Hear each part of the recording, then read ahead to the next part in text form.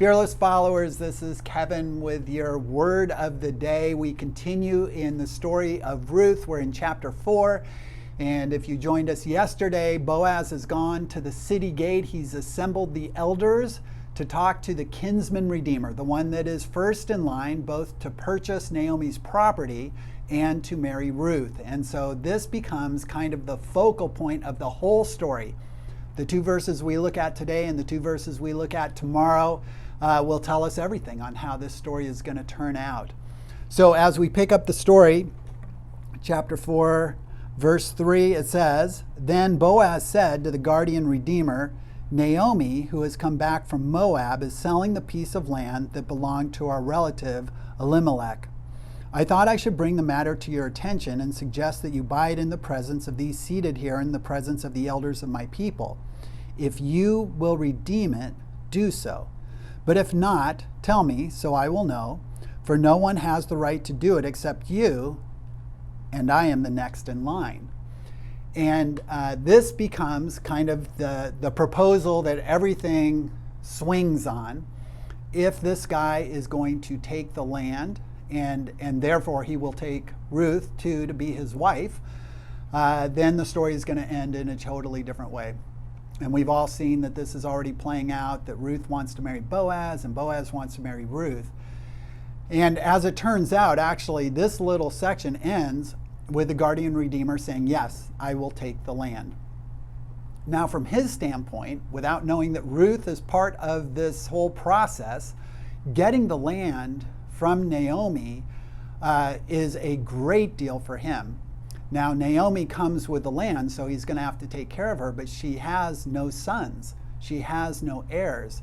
And really what's happening is this guy is going to be able to get this property without any of the complications of heirs that he has to deal with down the line. So he is just getting a great piece of property, and to him, this is a no-brainer. You have to tune in to see how this turns tomorrow. But here's what I want to point out, is Boaz easily could have presented this case in a way where he slanted the facts or he withheld some information.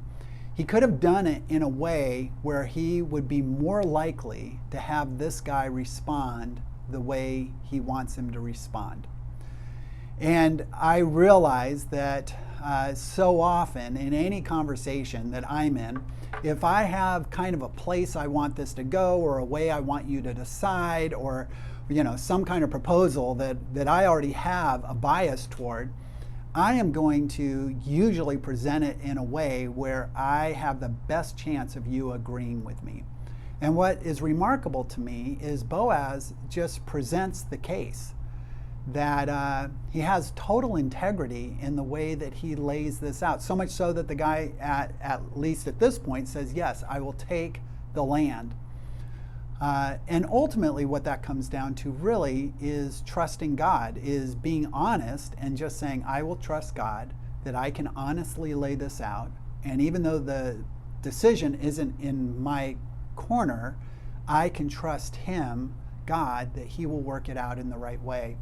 And I know that I struggle with that. If I'm talking with Julie and I want to go to dinner at some place but I'm giving her sort of the decision to go to dinner, I will probably present it in a way where I have the best chance of going to dinner where I want to go. Or sometimes when I'm working with a colleague, if there's a way I want it all ready to go, I'm going to set it up so that the person will go along with what I want.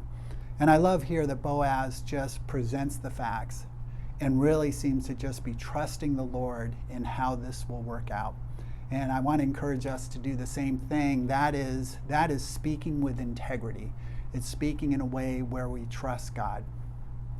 Well, listen, have a fantastic week, and we'll look forward to seeing you this weekend. God bless.